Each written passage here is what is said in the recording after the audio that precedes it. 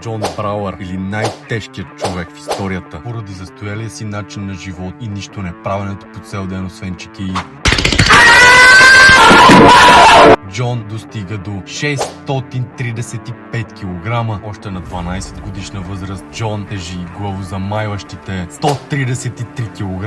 Най-впечатляващото за мен в тази история е, че този пич успява да си намери жена и да има 2 деца. Поради голямото си тегло той има изключително много здравословни проблеми и поради тази причина влиза в болница, като там някакъв изкокоригал лекар му предписва 1200 калории, което са една шепа ядки. Като заради тази диета той поставя нов световен рекорд, което са 419 изгубени килограма в рамките на една година.